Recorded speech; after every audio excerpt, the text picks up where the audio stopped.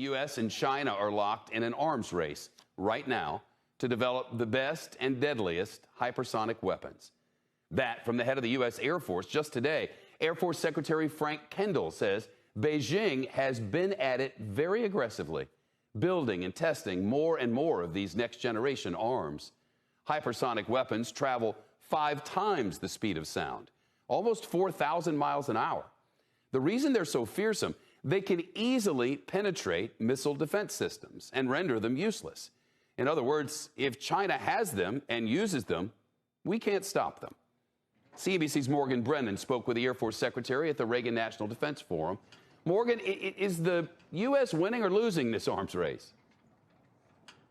Well, that is a key question. So here at the biggest defense conference of the year, China is a key focus as this topic gets debated. Now, when I spoke with Secretary Kendall just a short while ago, he told me he returned to government service specifically because of China. And for the Secretary of the Air Force, it's a broader arms race, but unlike anything we have seen before.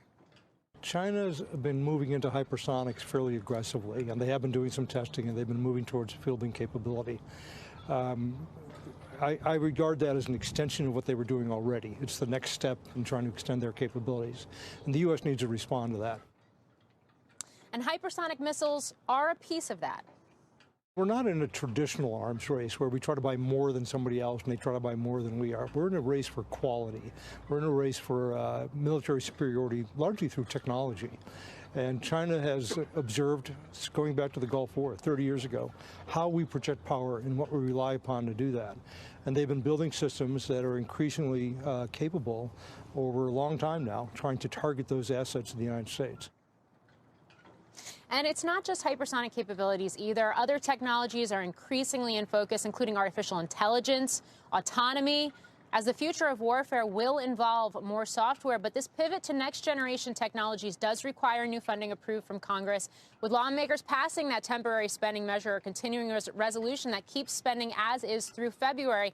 That actually hinders the Air Force and the broader Defense Department from making those new investments and actually launching new programs. Shep? Morgan, thank you. A top Space Force general warning the U.S. is lagging behind China and Russia in developing hypersonic defense technology. This as U.S. officials reportedly confirmed China's hypersonic missile test in July was more advanced than initially thought. Let's bring in Fox News senior strategic analyst General Jack Keane. And I noted that David Thompson, he's the vice chief of space operations for the United States, says we are not as advanced as the Chinese or the Russians in terms of hypersonic programs. Is that a problem, General? You know, it absolutely is, Dana. I mean, the United States is used to having a qualitative advantage over our adversaries for decades, and this has begun to change, not just with this system, but with some others. And clearly the Chinese and the Russians have technology that we do not have in terms of its deployability yet. The Army will produce a system, in 24, the Navy in 25 on surface ships, and also on submarines in 27. But that will still leave us with a major problem, Dana, because we don't have any way to defend against this system. And what we're involved in developing as quickly as we can is advanced satellites with sensors on it to be able to track this system as it orbits the Earth's atmosphere, and secondly, to be able to intercept it. So both of those developments have to take place, and they are a top priority, certainly for the Pentagon.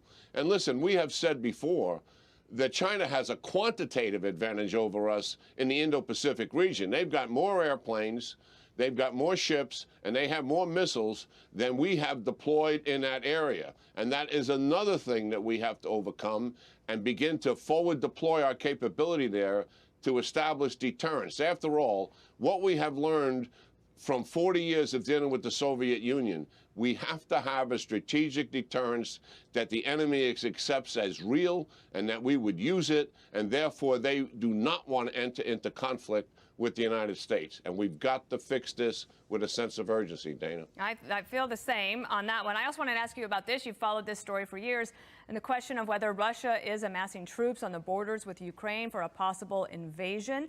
And some are saying that maybe by late January that could happen. But the spokesperson for the Kremlin, our old friend Dmitry Peskov, says this hysteria is being whipped up artificially.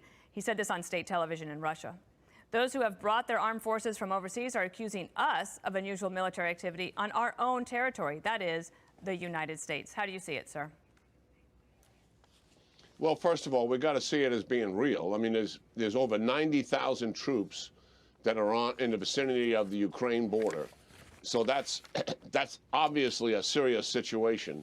We don't know what's inside of Putin's head, whether he's going to conduct an invasion as the defense official in Ukraine thinks maybe by late January, or is he doing this just to make certain that the United States and the West stops providing assistance to Ukraine, and number two, Ukraine stops its desire to move towards the European Union and also to become a member of NATO. I think those latter two things, Russia has succeeded at quite frankly, rather successfully in incurring Ukraine's ambitions and stopping those ambitions and also pushing back on the West. But this is a serious issue. It deserves monitoring. And certainly the United States should be sending unequivocal messages with NATO and our European friends as to what the cost will be for Russia if they take this on.